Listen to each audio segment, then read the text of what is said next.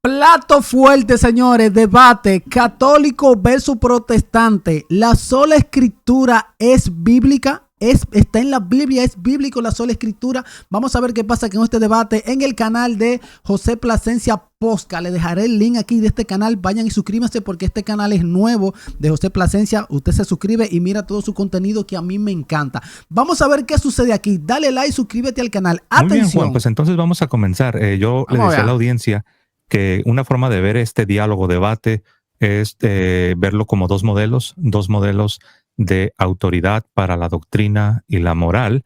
En el caso del modelo católico, tenemos la revelación divina, que es la parte oral y la parte escrita, dicho de otra manera, la Biblia y la tradición de los apóstoles, y tenemos un magisterio, un cuerpo de maestros autorizado por Cristo, con la asistencia del Espíritu Santo para enseñar la doctrina al pueblo de Dios, a la iglesia. Es lo que algunos llaman el tripié, ¿no? Tienes maestros autorizados, es decir, el magisterio, y tienes revelación divina, que es la tradición oral, la tradición de los apóstoles, y la Biblia. Tenemos la Sagrada Escritura. Por otro lado, tenemos el modelo protestante, que se conoce como sola escritura, y aquí te voy a dar paso para que tú nos expliques, así de una manera quizás no demasiadísimo académica, pero ¿qué se entiende por sola escritura? Ok, ¿qué se entiende? Sí, voy a dar una breve porque si llego al punto rápido, no se entiende a veces el por qué se concluye o por qué llegamos a ese punto, ¿no? La Confesión de Westminster, para la gente que quisiera saber más o menos qué es lo que pensaban los primeros reformadores cuando establecieron sola escritura, en el capítulo 1, José, habla te lo voy a tratar de resumir lo más que se pueda. A ver. El artículo 1 habla de la revelación por medio de la naturaleza, ¿no? Que también pienso yo que tanto católicos como protestantes en este punto estamos de acuerdo que Dios se revela a través de los medios naturales, ¿no? Lo dice Romanos 1, 19, 20, donde dice que el eterno poder de Dios y su divinidad se hacen claramente presente en las cosas creadas, ¿no? O sea, podemos ver rasgos de Dios acerca de la naturaleza, de lo que Él ha creado.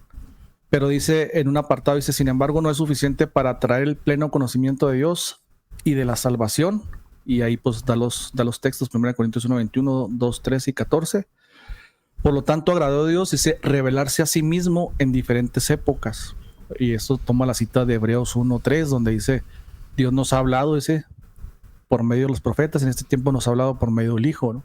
Entonces esa es la forma en la que Dios se da a conocer a sí mismo en cuanto a sus atributos, en cuanto al tema de la salvación, y es una cuestión más específica. Aquí es donde se va a centrar el diálogo entre Plasencia y yo, porque nosotros vemos la revelación especial, que no es la natural, o sea, es la especial, a través de cual nosotros conocemos quién es Dios, cómo glorificarle, quiénes somos nosotros con respecto a Dios, el plan de salvación y todas esas cuestiones. Lo vemos únicamente en las escrituras, ¿verdad? O sea, todo el plan de revelación para la salvación está dentro y contenido dentro de las escrituras. Dice luego, para preservar y prolongar la verdad de manera segura a la iglesia contra la corrupción de la carne y el ataque de Satanás y del mundo, le agradó poner por escrito dicha revelación. Obviamente hay muchos pasajes que pone la confesión, ¿verdad?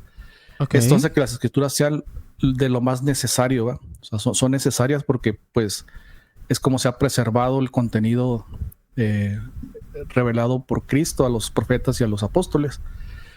Y puesto que ahora han cesado los medios, este es el punto de discrepancia, ¿no? Nosotros decimos que cesaron los medios, es decir, Dios habló en tiempo pasado por medio de los profetas y por medio de los apóstoles. Sí. Y decimos que todo eso quedó plasmado dentro de las escrituras. Hay poquito más, pero para no ampliarme más, te doy paso ahí. Sí, muy bien. No, gracias por esa explicación. Bueno, eso sería, digamos que brevemente, como dices, una explicación desde los documentos presbiterianos reformados. Ahora, si yo, por ejemplo, te preguntase, Juan, tú, Juan Peña, ¿por qué has elegido abrazar este modelo de la sola escritura, este modelo protestante, y no has elegido abrazar el modelo católico? Así en tus palabras, ¿cómo responderías? ¿Por qué abrazar el modelo protestante de sola escritura y no el modelo católico de la revelación divina, teniendo la parte oral, la parte escrita, y con los maestros que fueron los primeros, fueron los apóstoles, autorizados por Cristo y con una asistencia prometida para enseñar al pueblo. ¿Cuál sería tu respuesta? Sí. Antes de llegar a la que es una pregunta, quisiera primero esclarecer algunos puntos, ¿no? La sola escritura en sus inicios, que fueron los reformados, los que establecieron ese principio, ellos no desvinculan, José, no desvinculan el ejercicio docente, el cuerpo docente de enseñanza. O sea, no está desvinculado de sola escritura, sino que realmente la sola escritura lo establece, ¿va? Establece la función de maestros, de obispos. Todos ellos son constituidos sobre el fundamento de los apóstoles y profetas, cuando dice Efesios 2:20 que la iglesia está siendo edificada sobre el fundamento de los apóstoles y profetas, ¿no? Entonces, quizás la discrepancia, bueno, te voy a responder primero lo que me preguntaste. Yo lo acepto así porque veo en las mismas escrituras, por el testimonio interno de las escrituras, que ellas mismas dan fe y legalidad de que es la tradición, porque tampoco negamos la tradición, ¿verdad? Solo que entendemos diferentes cuestiones de lo que es la tradición apostólica. Vemos la tradición dentro del marco de las escrituras, o sea, no fuera de ellas, sino que están dentro del marco de las escrituras, y toda aquella tradición que complementa, o que mejor dicho, está en armonía con las escrituras, también se somete bajo y está fallando la luz aquí, se somete bajo el marco escritural. Entonces, por eso es que yo decido decantarme por sola escritura. ¿Por qué? Porque es la única norma infalible e inspirada por Dios, ¿verdad? Es lo único que se ha prometido como infalible, y por eso tengo esa confianza en las escrituras, no algo que esté fuera de ello, porque no se ha prometido, o al menos.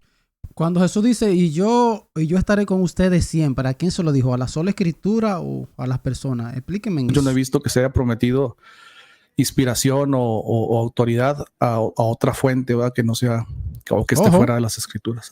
Por eso más bien me decanto por sola escritura. Vamos a ver qué va a decir José, vamos a ver. Sí, bueno, sí se ha prometido, ¿no? Jesucristo, él llamó a los apóstoles y les prometió la asistencia del Espíritu Santo para enseñar la verdad al pueblo, pero no solo al pueblo de la primera generación, sino para enseñar la verdad a todas las naciones, cuando dijo, id a todas las naciones, enseñándoles que guarden todas las cosas que os he mandado. Y aquí yo estoy con vosotros todos los días, incluyendo el siglo XXI. Ahí está. Entonces, esta asistencia prometida del Espíritu Santo le fue hecha a los apóstoles. Obviamente los apóstoles ya están muertos, ya están en la presencia de Dios. Pero tenemos entonces los ministros que les sucedieron en el siglo I, en el siglo II, siglo III, siglo IV. Entonces, por cuanto Cristo dijo, he aquí yo estoy con vosotros todos los días hasta el fin del mundo, entonces es necesaria la asistencia del Espíritu Santo para que se pueda cumplir la misión de enseñar todas las cosas, no solo a Palestina o a Israel o a la región del Oriente, sino a todas las naciones. Eso nos incluye a nosotros. Entonces, bueno, mencionabas, ¿no? Que tú no ves que se haya prometido algo distinto a las páginas de la Biblia, pero Jesús sí lo prometió. ¿O cómo lo ves? Sí, ahí vendría ya la primera discrepancia, ¿no? O sea, ahí, por ejemplo, sí vemos que hay una promesa, de hecho hay una triple promesa que se le conoce en el cumplimiento de lo que el Señor les da a ellos, ¿no? Juan 14:26, Juan 16:13 al 14 y Juan 16:13. ¿Cómo? Dice el Señor, pero les promete a ellos, ¿no? O sea, a los apóstoles promete que pues que Él va a preservar lo que Él les ha dado a ellos. Por ejemplo, cuando están en la oración sacerdotal en Juan 17:20, dice que ellos han recibido el depósito que Él les ha delegado a los apóstoles. Entonces dice, para que la gente crea en el 17:20, para que la gente crea a través, dice, del mensaje que les hemos dado a ellos, ¿no? Entonces nosotros vemos que ese cumplimiento, José, se quedó o está dentro del marco de la escritura. Por ejemplo, el cumplimiento de Juan 14:26, pues son los evangelios, ¿no? O sea, ahí se cumple con los evangelios. La promesa de Juan 16:13 con las epístolas, tanto las de Pablo, las petrinas, las cartas, el Apocalipsis y los pasajes proféticos del Evangelio. ¿Sí me explico? Entonces, Hechos 20:28 explica muy bien la parte cuando dice... Perdón que te interrumpa. te bajé el volumen porque estaba hasta 200% y Ok. están en rojo, estás Sa- distorsionando, por eso lo bajé un poco. Saturando. Déjame lo bajo un Adelante, poquito aquí. Ay, ya lo bajé como a 110, lo puse más o menos. Ok, gracias. Sí, entonces Mm. aquí la discrepancia, José, entre nosotros va a ser esa. O sea, que nosotros vemos la labor de los apóstoles y los profetas como no solamente como el fundamento, es decir, a ellos se les dio una enseñanza, ¿verdad? Se les dio la paradosis, se les dio el logos, lo que es el texto griego.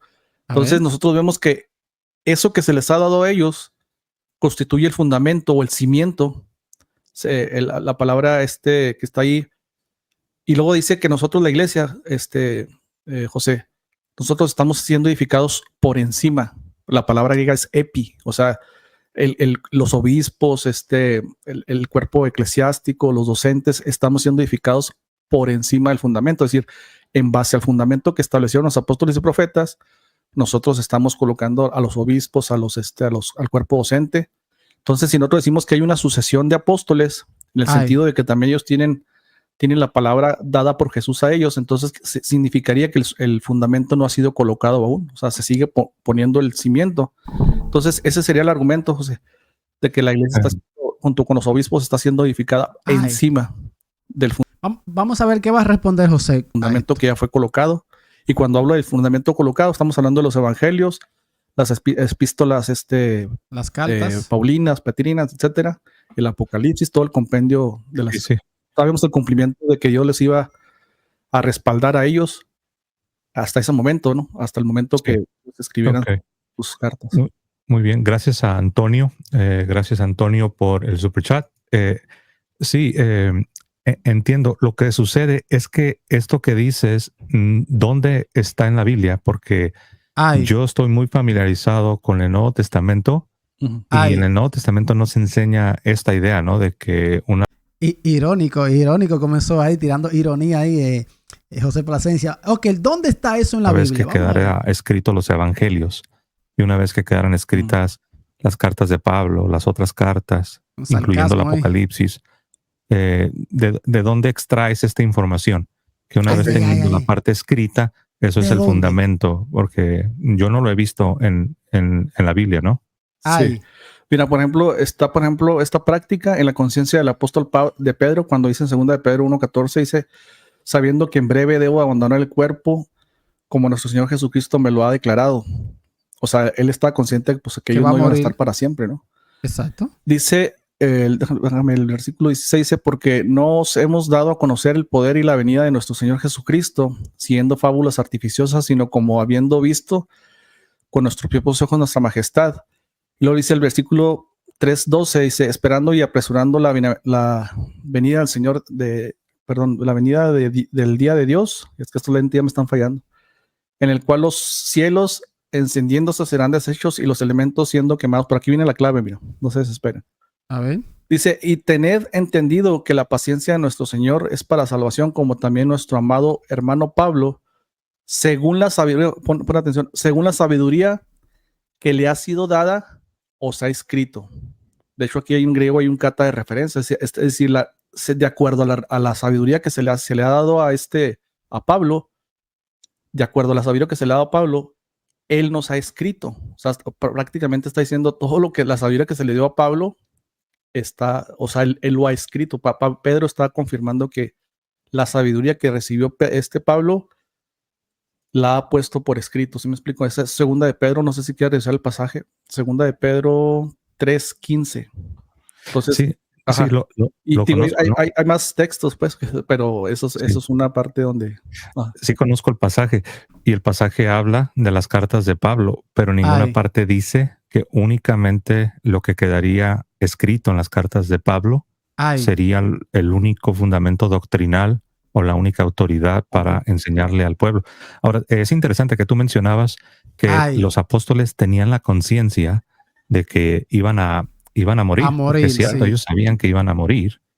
Y ahí es donde entra precisamente lo que la Iglesia Católica enseña. La sucesión. Que los sucesores de los apóstoles, con la asistencia del Espíritu Santo, iban a continuar la labor que Jesús encomendó y a la que Jesús prometió la asistencia del Espíritu Santo todos los días hasta el fin del mundo. pero en ninguna parte vemos que se haya dicho que serían solamente las escrituras o que sería únicamente los evangelios y las cartas de Pablo. Más bien, Cristo promete a los apóstoles, son personas. Por ejemplo, también el mismo Pablo, en su primera carta a Timoteo, el capítulo 3, en el verso 15, nos dice que el fundamento de esta verdad es lo que llamamos el depósito de la fe, lo que Dios ha entregado, está en la iglesia, es la iglesia. Entonces siempre se pone el énfasis en que es la iglesia o son los apóstoles, por extensión los sucesores de los apóstoles, no los que tienen la tarea de enseñarle al pueblo. Por ejemplo, ahora yo voy a leerte. Correcto. ¿Quién va a enseñar la escritura? ¿Quiénes son los que tienen esa autoridad para enseñar las escrituras e interpretarla correctamente? Ojo. Por ahí lo mencionabas tú al principio. Ahora, yo quisiera, antes de que avanzaras, para entenderte, mejor.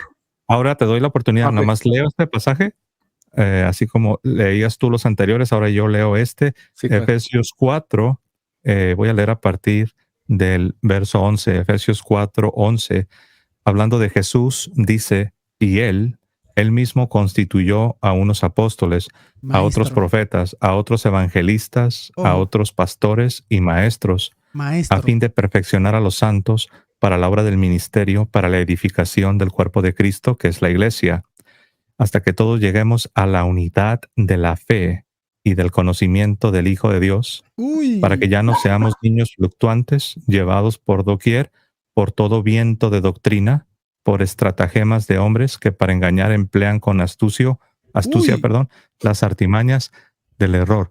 Entonces, esa es la razón por la que necesitamos estos maestros. Cuando los católicos hablan de magisterio, están hablando de los maestros autorizados, no de cualquier católico, no de José Plasencia o de algún otro laico, sino está hablando de los maestros autorizados que Cristo puso en la iglesia y a los que les dijo, vayan a todas las naciones y enséñenles todas las cosas. Y yo les prometo que estaré con ustedes todos los días, aún hasta el fin del mundo. Adelante.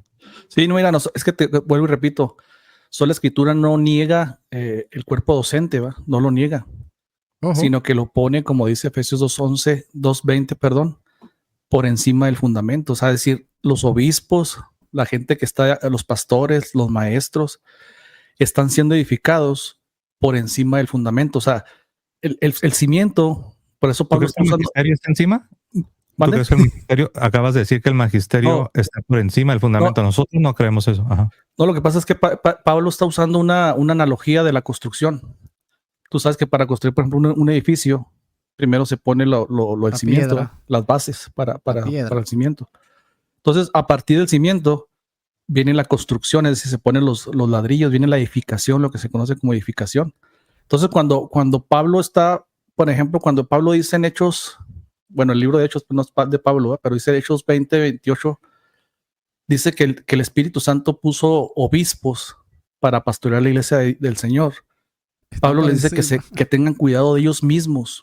O sea, Pablo no está diciendo, ustedes van a ser infalibles igual que nosotros, o sea, van a tener infabilidad total, sino que dice, tengan cuidado de ustedes mismos, porque dentro de ustedes mismos, dice, van a haber falsos obispos, ¿verdad? Personas que van a tergiversar la palabra de Dios. Y luego la recomendación que le da Plasencia, yo pienso que eso es un argumento muy fuerte para sola escritura.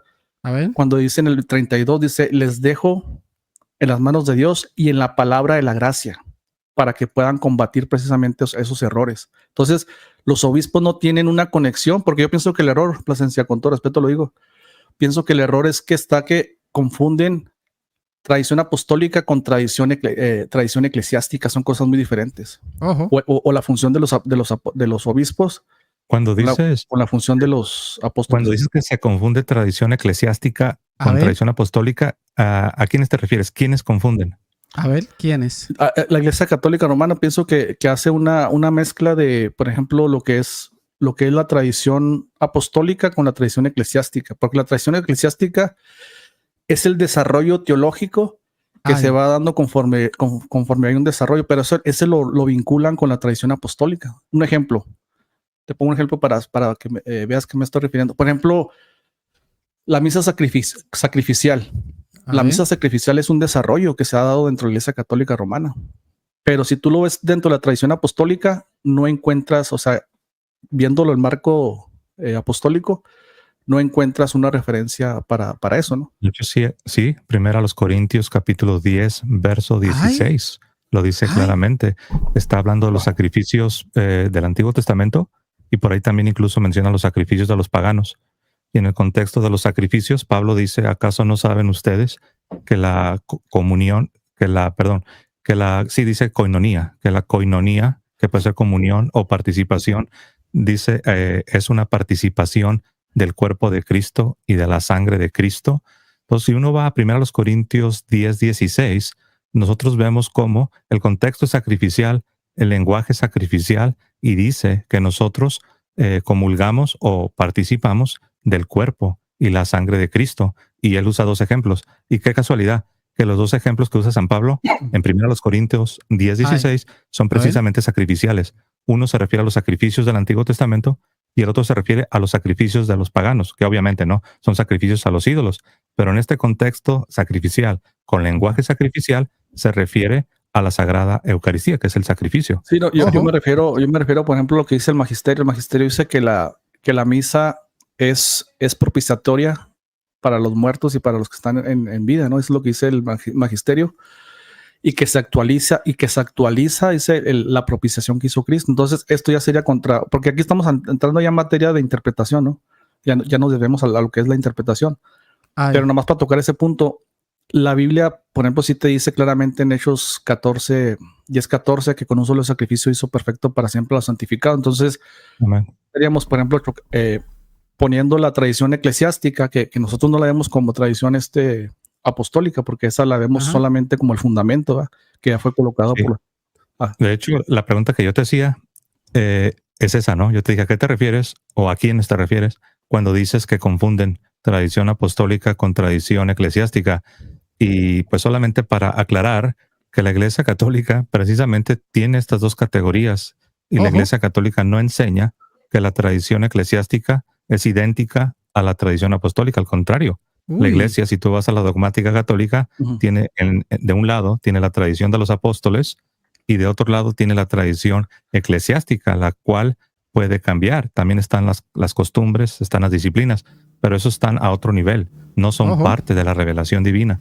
Cuando hablamos de la tradición apostólica, estamos hablando de aspectos que tienen que ver con las doctrinas y que nos informan para saber cómo entender todas las doctrinas, ya sea el bautismo, ya sea la Trinidad, ya sea la naturaleza de Cristo.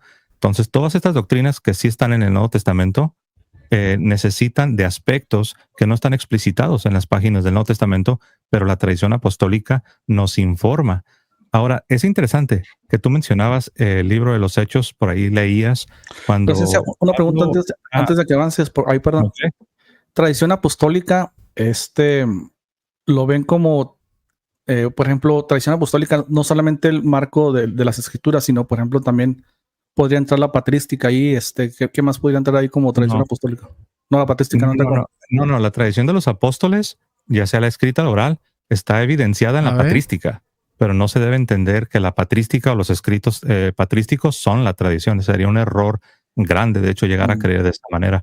Pero buena pregunta, porque yo he escuchado... Y nada más para aclarar ese punto, porque... Sí, de hecho, por eso te agradezco. Buena pregunta, porque he escuchado protestantes que he visto que ellos confunden, hablando de confunden los escritos de los padres, ya sea de San Justino, de San Ireneo, y se imaginan que los católicos estamos diciendo que esos escritos en sí mismos son la tradición apostólica. Ese es un grave error.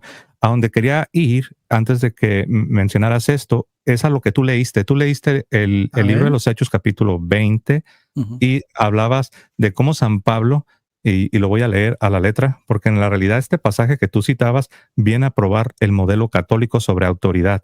Mira, te lo leo. Hechos 20, el verso, voy a leerles desde el 28. Hechos 20, 28. Por tanto, mirad por vosotros y por todo el rebaño en que el Espíritu Santo, hablando de la asistencia del Espíritu Santo, en que el Espíritu Santo os ha puesto por obispos para apacentar la iglesia del Señor, la cual él ganó por su propia sangre. Porque yo sé que después de mi partida entrarán en medio de vosotros lobos rapaces que no perdonarán al rebaño. Que esto coincide con lo que San Pablo dice, hablando del magisterio, dice, para que ya no seamos niños fluctuantes que andan de un lado para otro, arrastrados por todo viento de doctrina.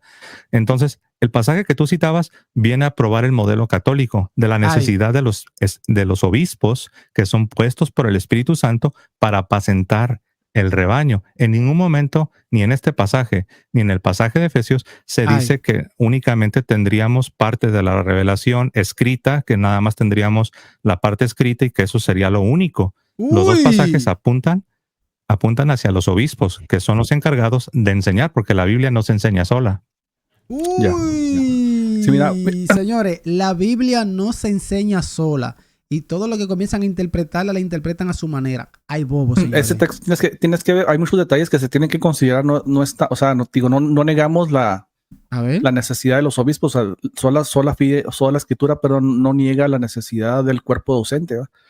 Pero el detalle. ¿Y para qué lo tienen? Si son solo escritura, ¿para qué tienen? Si no se rigen por ninguna ley. No entiendo. Es que, por ejemplo, dice Pablo, mirad por vosotros mismos, o sea, introspecciónense, o sea, dense, o sea, analícense ustedes mismos, ¿verdad? No está diciendo Pablo, o sea, ustedes son infalibles y no hay forma de que ustedes se puedan equivocar. No, al contrario, está diciendo, analícense ustedes mismos, porque dentro de ustedes mismos, cuando yo me vaya, van a venir estos lobos rapaces, ¿no? Que van a, o sea, dentro de ellos mismos, no dice que fuera, o sea, dentro de ellos mismos. Esto que dijiste no dijo Pablo en Hechos 20:28. Él no dijo analícense a ustedes mismos. No, les dijo. Recuerden que es un imperativo. O sea, cuando dice mirad a vosotros.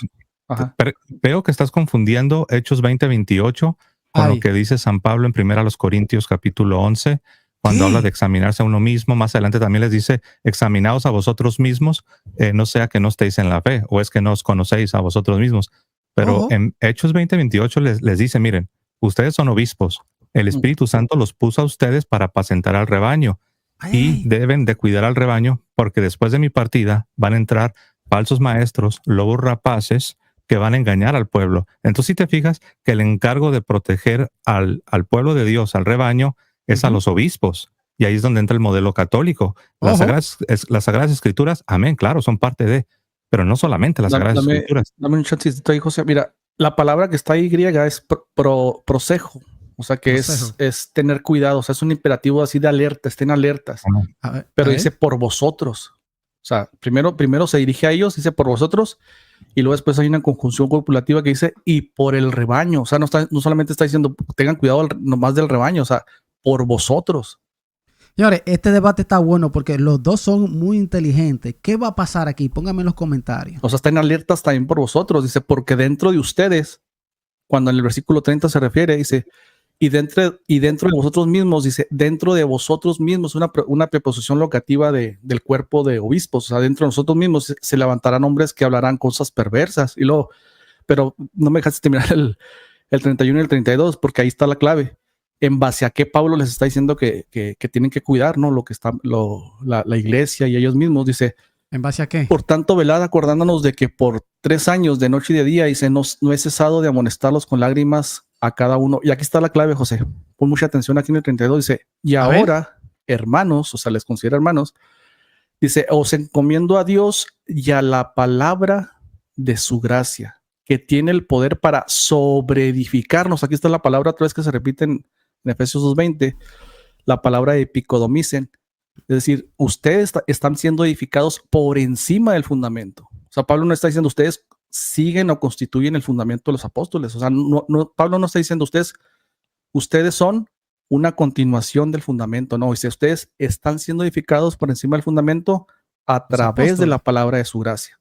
Y de hecho tengo un comentario católico. Los católicos, nada más para aclarar ese punto, ¿no? Los católicos no creemos que los sucesores son una continuación del fundamento o de la revelación divina. Eso no es doctrina católica. Nosotros no creemos de esa manera. Y no es necesario que los apóstoles o los obispos sean una continuación o que sean parte de la revelación divina. Entonces, ahí yo veo que hay un malentendido. Los católicos no creen, lo voy a repetir para que quede bien claro, los católicos no creen que los sucesores de los apóstoles son una continuación del fundamento. No. Lo único que es, lo que es revelación divina es la palabra de Dios. los obispos o el magisterio trabajan con la palabra de Dios. ¿Para qué? Para enseñarla al pueblo, como lo dice Efesios capítulo 4, versos del 11 al 13. Qué bueno que aclaras eso, porque sí he escuchado católicos que dicen que la sucesión tiene que ver con, es decir, lo vinculan con el depósito, ¿no? O sea, como que también la sucesión tiene un depósito, una fuente de inspiración divina, y que también ellos complementan a la escritura. Lo va a hacer bien fácil, mira, el depósito de la fe es la revelación divina, es la palabra de Dios. Y luego tienes a los supervisores, tienes a los obispos, a los ministros, y ellos, con la asistencia del Espíritu Santo a través de los siglos, han enseñado este depósito para los fieles. ¿Para qué? Claro. Para que no caigan en errores y no sean arrastrados por herejías. Claro. Entonces, tú hace un momento decías algo. Tú decías que sola escritura no niega el magisterio, pero yo propongo que sí. Lo establece. Yo propondría lo contrario. Yo propongo que sola escritura sí niega en la realidad del magisterio. Ahora, si tú me preguntas por qué lo dices, José, sí, claro. Porque al negar la infalibilidad a la hora de enseñar de este magisterio, lo estás negando. O sea, es como simplemente si alguien dice, sí, claro, hay un magisterio, pero este magisterio no enseña de manera infalible. Este magisterio no podemos nosotros pensar que a través de los siglos ha enseñado lo correcto. Entonces, estás creyendo como en un grupo de maestros que pueden errar, y eso estaría constituyendo que este grupo de maestros, a saber, el magisterio, son como cualquier otro grupo sobre la faz de la tierra, porque no tienen la asistencia del Espíritu Santo. Ok, vamos a dejar el video hasta aquí, la primera parte, y vamos a ver qué va a contestar en el segundo capítulo este protestante o este señor, qué va a contestar a lo que le dijo José Plasencia. Le dejaré el link aquí del canal de José Plasencia. El canal se llama José Plasencia Podcast Católico. Vayan y suscríbanse porque este canal es nuevo de José Plasencia. Vayan y suscríbanse y les dejaré el link. Nos vemos en el capítulo 2 y subiré el video de una vez subiré el video. Así que nos vemos en el próximo capítulo. Bendiciones.